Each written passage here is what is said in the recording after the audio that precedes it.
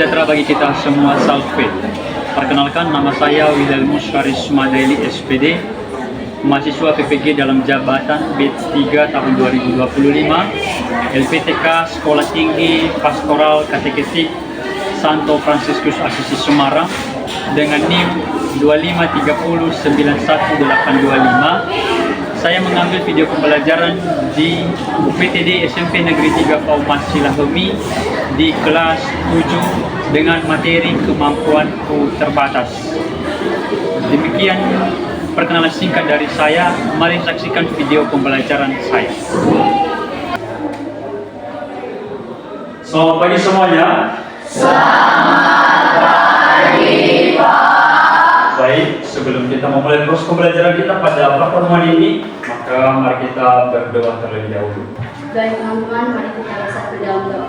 Dalam nama Bapa, Putra, dan Roh Kudus. Amin.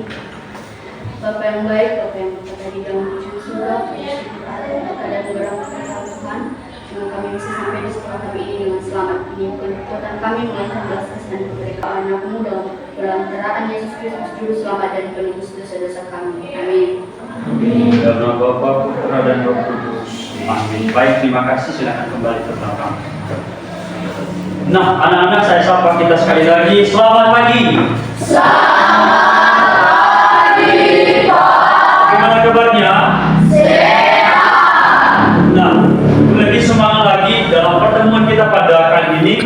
Kita akan bernyanyi bersama. Maka saya undang semuanya untuk berdiri. Dalam Yesus ada kasih sayang, sekarang dan selamanya. Dalam Yesus ada kasih sayang. Nah, anak-anak silakan duduk kembali. Cantika dia, Hadir Pak. Fitriani Daily, Hadir Pak. Yosef Daily. Hadir Pak. Baik, semuanya hadir ya? Iya. Baik. Nah, anak-anak, dalam pembelajaran kita minggu yang lalu, adakah yang masih ingat? Ada ya. Jadi pembelajaran kita minggu yang lalu adalah aku memiliki. Nah, saya yakin semuanya ya sudah belajar, sudah melihat kembali apa saja materi kita pada minggu yang lalu. Jadi ada beberapa pertanyaan yang saya limpahkan kepada anak-anak untuk dijawab. Yang pertama, bagaimana cara kalian menyikapi kemampuan yang kalian miliki? Bagaimana cara kalian menyikapi kemampuan yang kalian miliki? Ada yang bisa? Ada. Siapa? Oke, baik. Saya berikan kesempatan kepada Prince. Yaitu dengan cara sebagai berikut. Yaitu yang pertama, tidak membuangkan diri atau rendah hati. Yang kedua, bersyukur. Yang ketiga, bersedia mengamalkan kemampuan. Yang keempat, melatih dengan tekun, disiplin dan tekad yang kuat. Dan yang terakhir sekali, tidak melupakan Tuhan dalam mengembangkannya. Oke, baik. Terima kasih. Mari kita berikan tepuk tangan kepada Prince. Nah, ya, bahwa cara kita menyikapi kemampuan yang kita miliki itu adalah salah satunya tidak menyombongkan diri dan selalu bersyukur. Pertanyaan yang kedua, apa saja pesan kitab suci yang berkaitan dengan mengembangkan kemampuan? Ada yang bisa? Oke, baik. Anggun. Yaitu setiap kemampuan adalah anugerah Tuhan yang harus kita kembangkan dengan kerja keras, tanggung jawab dan kerendahan hati demi melayani dan memuliakan Allah. Demikian. Baik, terima kasih. Berikan tepuk tangan kepada saudara. Nah, ya, jadi sangat betul sekali bahwa yang dapat kita petik dari kitab suci di atas tadi yang kemarin kita belajar bersama, yaitu bahwa segala keterbatasan kita adalah anugerah dari Tuhan, ya, dan dapat memiliki manfaatnya. Nah, anak-anak yang terkasih, dalam pembelajaran kita kali ini kita akan mendalami tema yang baru, yaitu kemampuan terbatas, ya, kemampuan terbatas. Jadi dalam pembelajaran kita pada pertemuan ini ada beberapa yang menjadi pertanyaan pemantik yang akan kita pecahkan bersama nanti. Yang pertama yaitu apa saja keterbatasanku. Ya. Yang kedua, bagaimana menyikapi keterbatasan diri. Dan yang ketiga, apa pesan kitab suci berkaitan dengan mengembangkan kemampuan dan mengatasi keterbatasan. Jadi dalam pembelajaran kita juga ada yang menjadi tujuan pembelajaran. Yang pertama yaitu agar peserta didik mampu mengidentifikasi keterbatasan dirinya dan memahami cara menyingkapi serta mengatasinya secara bertanggung jawab, sebagaimana diteladankan oleh orang lain dengan dilandasi pesan kitab suci, sehingga memiliki sikap percaya diri dan menghargai kelemahan sesama. Jadi dalam proses pembelajaran kita nanti kita akan menggunakan pendekatan problem based learning atau PBL. Kita akan menggunakan metode deep learning, pembelajaran mendalam. Nah, anak-anak, untuk mengantar kita pada pertemuan kita pada saat ini, saya akan menampilkan video. Jadi tolong diamati, karena setelah ini nanti akan saya ajak untuk bekerja sama di dalam kelompok.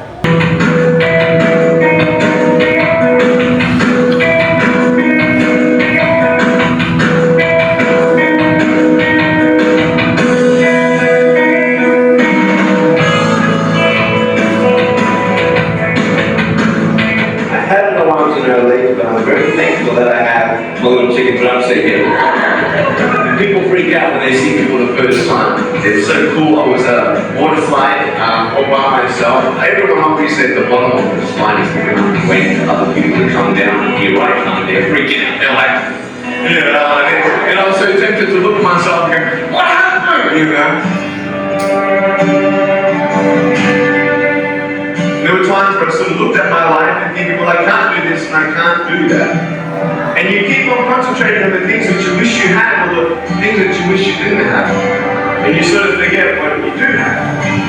And there's no point, I believe, in my life where I wish I had other things, I wish I had other things, I wish I had other things, because wishes won't help. But what I've seen in life are just a couple of key principles, and the first thing that I've seen is to be thankful.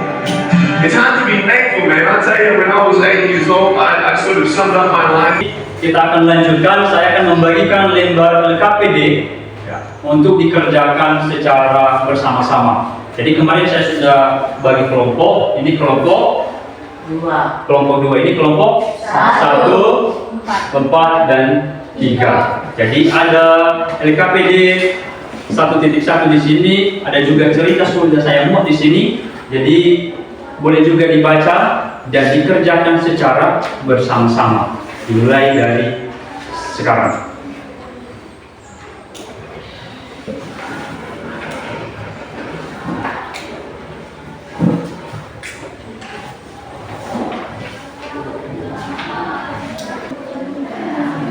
Kelompok 4, bagaimana?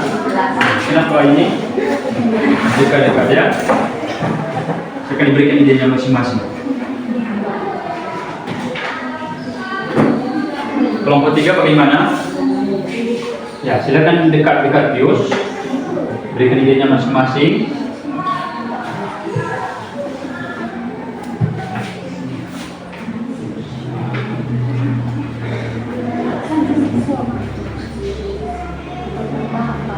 Kelompok 1 gimana?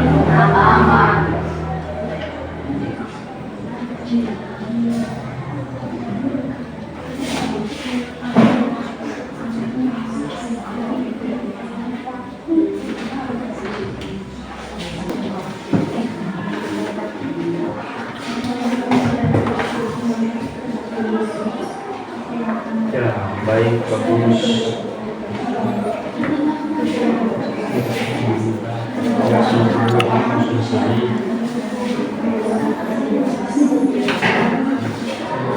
Kelompok 4 bagaimana? Sip ya? Oke, baik. Ya, ini nomor 4 dulu ya.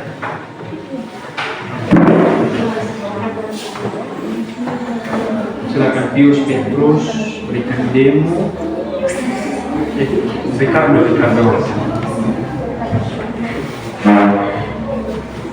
Ini juga beda. Berikan demo.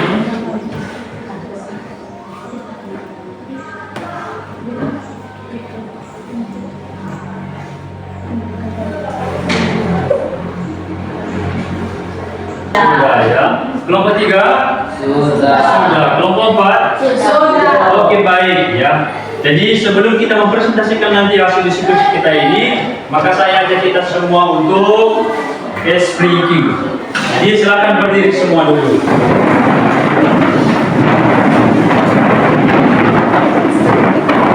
Kita mulai ya. Siap? Siap. Oke ya. Tepuk 1.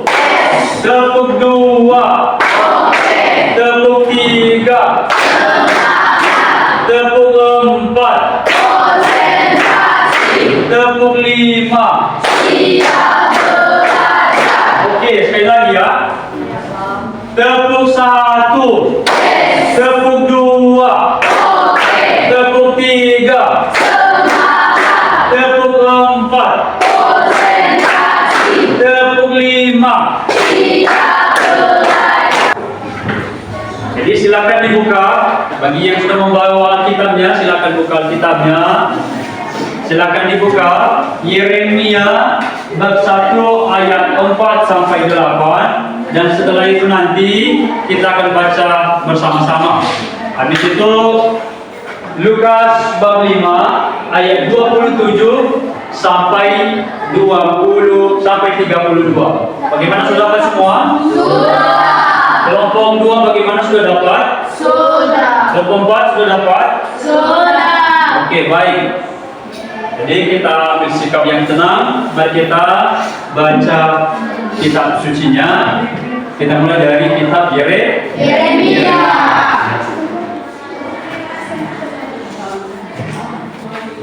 Jadi ayat yang genap dibacakan oleh laki-laki dan ganjil dibacakan oleh perempuan. Ya. Kita mulai 1, 2, ya. Firman Tuhan datang kepadaku bunyinya. Sebelum aku membentuk engkau dalam rahim ibumu, aku telah mengenal engkau. Dan sebelum engkau keluar dari kandungan, aku telah menguduskan engkau. Aku telah menetapkan engkau menjadi nabi bagi bangsa-bangsa. Maka aku menjawab, Tuhan Allah, sesungguhnya aku tidak pandai berbicara, sebab aku masih muda. Tetapi Tuhan berfirman kepadaku, janganlah katakan, aku ini masih muda. Tetapi kepada siapapun engkau aku utus, haruslah engkau pergi. Dan apapun yang bukan sakit, tetapi orang sakit. Aku datang bukan Untuk mengambil orang benar, tetapi orang berdosa, supaya mereka tertolong. Oke, baik. Ya. Jadi dalam cerita yang barusan kita dengarkan dari kitab suci mengisahkan dua kisah yang berbeda. Maka untuk lebih mendalami lagi, tadi saya sudah membagikan LKPD, maka coba buka LKPD 1.2, 1.3, ya. 1.2, 1.3. Jadi kita akan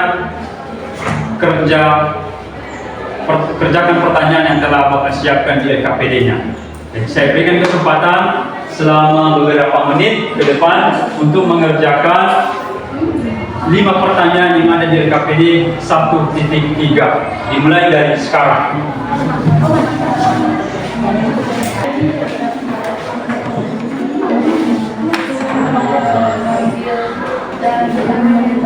Ini juga kelompok 2 ya. Jadi silakan baca dulu. Setelah dibaca cerita yang telah dimuat di LKPD, maka silakan muat hasil diskusi mau di dalam LKPD yang telah Bapak siapkan. Tidak, ya. Jadi nanti ditentukan siapa ketuanya, siapa pematerinya, siapa nutilennya, dan siapa moderatornya. Oke, diterima dalam kelompok masing-masing. begitu juga untuk kelompok 2 nanti ditentukan siapa volunteernya, kemudian siapa moderatornya, kemudian siapa penelitiannya. Kelompok 1 juga ya begitu. Jadi ditentukan siapa yang menjadi pemateri, kemudian siapa yang menjadi moderator, dan siapa juga yang menjadi penelitian. Ya, nah kelas ini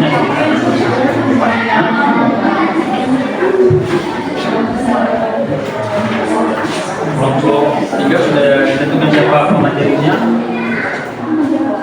Sudah. Materi, siapa moderator, dan siapa yang ditentukan? Sudah. Oke, baik.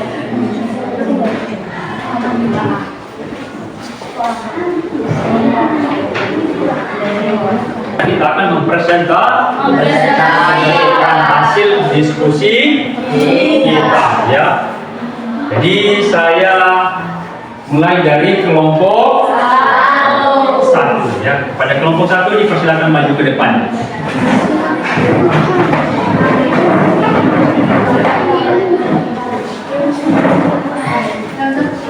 Maju lagi. Maju ke depan lagi. Maju lagi. Oke, pas. Oke, baik. Dengarkan kelompok 1. Kalau ada yang kurang jelas nanti boleh dipertanyakan. Baik, terima kasih kesempatan yang telah diberikan kepada kami kelompok 1 untuk menyajikan hasil diskusi kami pada pagi hari ini. Dan sebelum itu, kami dari kelompok 1 terdiri dari 5 orang. Yang pertama, Edi Kusdaili sebagai saya moderator, di samping saya Ilham Kusdaili sebagai penulis, dan di sampingnya lagi Nofris Daili sebagai pemaparan materi 1.2, dan di sampingnya lagi Robot Daili sebagai pemaparan materi 1.3, dan di sampingnya lagi Fitriani Daili sebagai anggota. Baik, langsung saja biarlah Nofris Daili membacakan hasil diskusi kami 1.2. Silakan. Baik, saja 1. Siapakah tokoh yang kalian pelajari dalam tulisan di atas? Yang tidak sebagai notulen. Yang ketiga, Cantika Abdul Melisanya sebagai pemateri yang pertama, dan yang terakhir itu Francisca Fernandari sebagai pemateri yang kedua. Baik, langsung saja biar mempersingkat waktu, biarkan Melisa untuk menjelaskan topik yang pertama. Ya. Kelas 9. Pertama itu, siapakah tokoh yang kalian pelajari dalam tulisan di atas? Yaitu Nietzsche. Jika kamu berada di posisi divisi, apa yang kamu lakukan? Jawabannya yaitu tidak menyombongkan diri atau rendah hati, bersyukur, melatih dengan tekun, disiplin, dan tekad yang kuat, sedia mengamalkan kemampuan dan tidak melupakan Tuhan dalam memakai.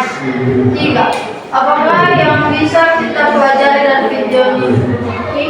Yang Baik, terima kasih kesempatan yang telah diberikan kepada kami untuk menyajikan hasil diskusi kami. Dan sebelumnya kami dari kelompok 3 yang beranggotakan 5 orang. Yang pertama, saya sendiri Anggun Daili sebagai moderator. Yang kedua itu Dani Trinitatis Ia sebagai non-tulis.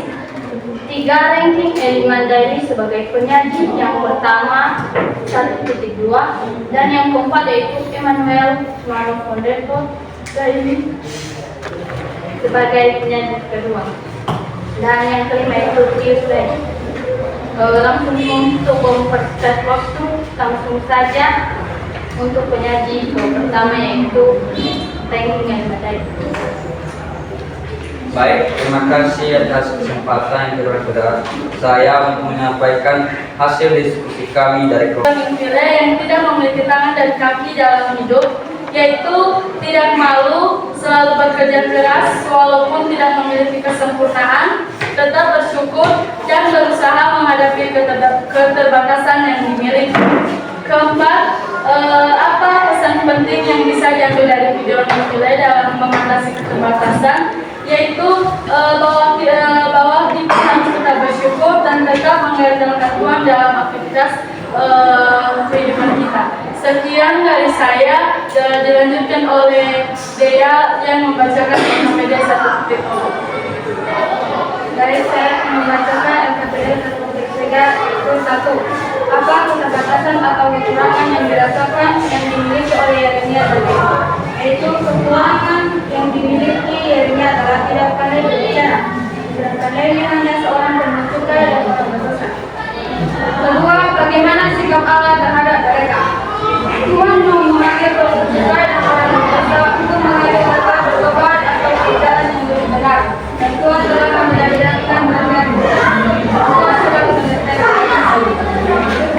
Nomor 3, pesan apa yang bisa kalian petik dari kedua kisah tokoh di atas? Yaitu mengandalkan Tuhan selalu bersyukur dan mereka memuji nama Tuhan meskipun mereka mempunyai kekurangan. Keempat, apa yang dikatakan oleh ahli Taurat kepada Yesus ketika Yesus makan bersama pemimpin. Manusia dapat diartikan sebagai, tolong diperhatikan sebentar. Keterbatasan manusia dapat diartikan sebagai kondisi yang tidak dapat dilampaui manusia untuk dapat berkembang seutuhnya. Jadi keterbatasan selalu ada di dalam diri manusia. Keterbatasan ada sifatnya sementara, ada juga yang sifatnya menetap. Yang contohnya seperti apa? Contohnya keterbatasan yang sifatnya tetap ialah yaitu kematian. Itu keterbatasan sifatnya tetap. Sedangkan keterbatasan yang sifatnya sementara seperti apa? Mempertahankan hidup. Ya, artinya bahwa manusia tidak selamanya muda akan tua, ya, dan tidak akan selamanya hidup manusia tetap merasa muda.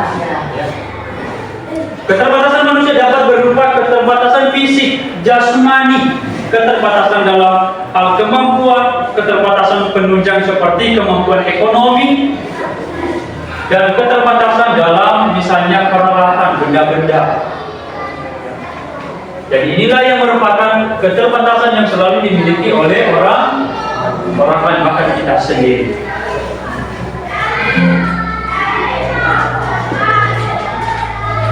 Dari beberapa kisah kitab suci yang barusan kita dalami bersama tadi, bahwa di sana kita menemukan, ya, atau kita bisa menemukan tokoh-tokoh yang dipanggil untuk menyelamatkan umat Israel sekaligus kekurangan dan keterbatasan. Ini nampak dalam diri siapa tadi? Nabi Yeremia. Ya, nampak dalam diri Nabi Yeremia. Juga dalam perjanjian baru dapat kita lihat dari ke-12 para rasul, ya, atau ke-12 murid Yesus. Mereka juga memiliki keterbatasan dan juga kelemahan. Ya.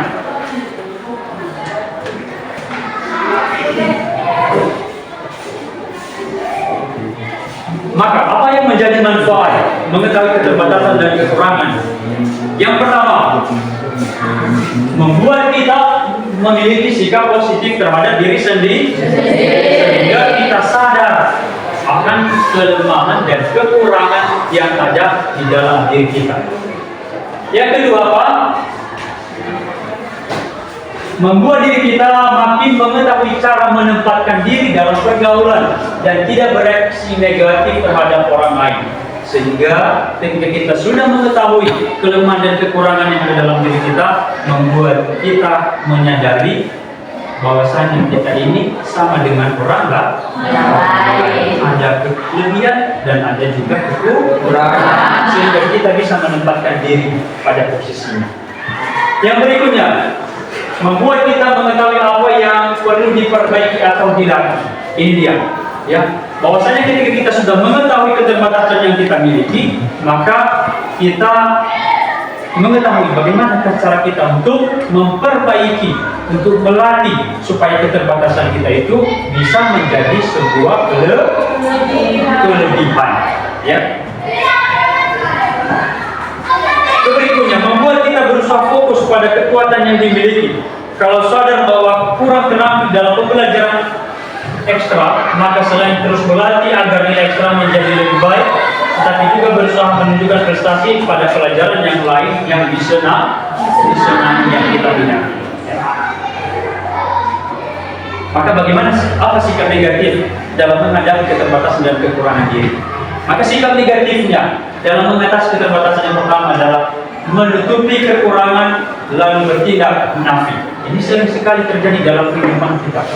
Artinya untuk menutupi kelemahan kita bersikap munafik. Ya, bagaimana contohnya munafik di situ?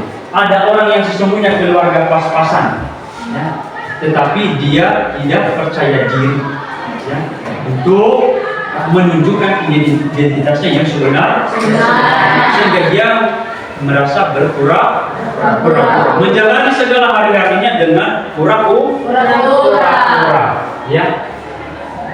Tidak puas terhadap diri sendiri, lebih ingin menjadi seperti orang lain. Ini juga sering terjadi dalam kehidupan kita setiap manusia. Bahwasanya dia tidak puas terhadap dirinya sendiri, dia ingin menjadi orang lain. Misalnya, ya, untuk menjadi orang lain dia melakukan operasi plastik, ya. Maka dia tidak mensyukuri apa yang menjadi kelemahan dan kekurangan yang ada di dalam dirinya. Minder dan mengurung diri karena merasa paling hina, paling sial di dunia ini. Ya, ini juga sering terjadi. Ya, bahwasanya ketika kita merasa, ya, kita ini tidak setampan dengan teman-teman kita seakan-akan menganggap diri kita ini adalah hina, ya, dan mengurung diri, tidak mau keluar lagi, ya. Mengecilkan dirinya sendiri. Kenapa? Karena dia tidak mengetahui. Kenapa? Karena dia tidak bersyukur terhadap hidup yang telah diberikan oleh Tuhan. Berikutnya, ya. Jadi dalam beberapa, ya, pendalaman yang telah kita dalami tadi, baik dalam kitab suci maupun dalam video yang barusan kita lihat di sana, bahwa kisah tokoh-tokoh suci seperti yang barusan kita lihat memberikan pesan bahwa kita perlu mengakui kelemahan dan kekurangan kita di hadapan Allah dengan jujur serta rendah hati. Ya, tidak perlu minder, ya, tidak perlu munafik. Artinya kita wajib, ya, bersyukur, kita wajib menyerahkan diri kepada Tuhan karena hidup kita ini adalah anugerah dari Tuhan. Kemudian kita diajak untuk tidak sombong, seolah dapat melakukan segala sesuatu dengan kekuatan dan kelebatan yang kita miliki. Justru kita dipanggil untuk berani mengandalkan Tuhan dalam melakukan tugas apapun serta dalam usaha memperkembangkan diri demi meraih masa depan. Ya, jadi kita diajak semua untuk tidak sombong, tidak memiliki sikap ego, hanya mementingkan diri sendiri. Tapi kita diajak untuk tetap berendah hati, ya, dan mengandalkan Tuhan dalam setiap proses yang akan kita lalui demi mencapai masa depan kita masing-masing. Selama kita mengandalkan dia sekalipun, selama kita mengandalkan dia sekalipun, kita memiliki keterbatasan, pasti bisa mencapai seperti cerita Fujis yang sudah kita simak dalam cerita dalam video tadi. Ya, ada tadi cerita yang barusan kita lihat, ya, yang barusan kita lihat di lembaran KPD maupun di layar proyektor, ya, di mana ada satu video orang yang memiliki keterbatasan, ya, namun dia tidak pernah putus. Dia selalu berjuang hingga pada akhirnya dia bisa menjadi seorang yang sukses. Ya. Dia bisa menjadi seorang yang sukses. Ya. Terkasih, sebagai pertanyaan refleksi dalam pembelajaran kita pada hari ini, yang pertama yaitu, apakah kamu tetap bersyukur walaupun memiliki kekurangan? Kedua, silakan dilihat, dibaca. Apakah kamu sudah memulai berlatih, mengembangkan bakat kemampuan dengan berdoa? Apakah kamu percaya bahwa Tuhan mempunyai rencana yang indah dalam hidupmu? Apakah kamu sadar bahwa Tuhan memberikan kemampuan sesuai dengan keadaan dirimu? Mari berhening sejenak, saya berikan waktu selama 2 menit. Berhening sejenak, mari kita renungkan pertanyaan refleksi di atas ini.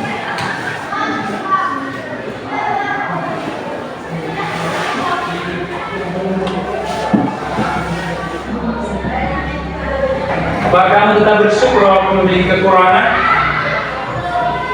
Apakah kamu sudah memulai berlatih mengembangkan bakat dan kemampuan berdoa dengan berdoa? Apakah kamu percaya bahwa Tuhan mempunyai rencana yang indah dalam hidupmu? Apakah kamu sadar bahwa Tuhan memberikan kemampuan sesuai dengan keadaan dirimu? Baik, selesai. Nah, anak-anak yang terkasih, saya yakin bahwasanya masih ada yang belum paham terhadap materi yang barusan kita dalami bersama. Jika ada pertanyaan, ada tanggapan juga ya, yang masih belum dipahami terhadap materi yang barusan kita pelajari, maka saya berikan kesempatan. Ada kasih yang menjadi tugas pada pertemuan minggu depan, yaitu menulis ringkasan singkat dari kitab suci Yeremia bab 1 ayat 4 sampai 8. Ini untuk materi yang akan datang. Jadi tolong dipersiapkan ini sebagai tugas mandiri masing-masingnya. Jadi silakan dikerjakan. Sudah ditulis? Sudah. Baik.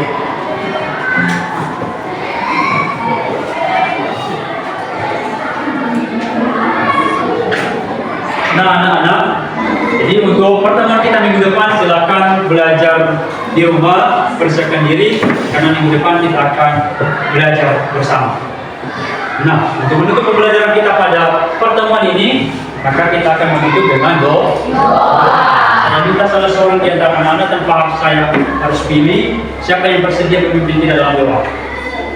Ya, oke, baik, Fitri, dipersilakan.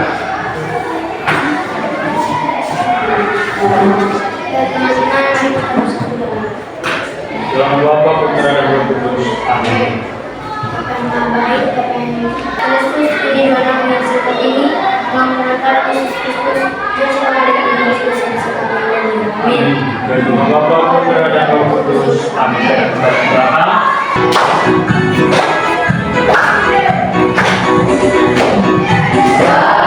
Puji syukur hanya bagimu Tuhan, sebab Kau yang layak dipuja. Kami mau bersorak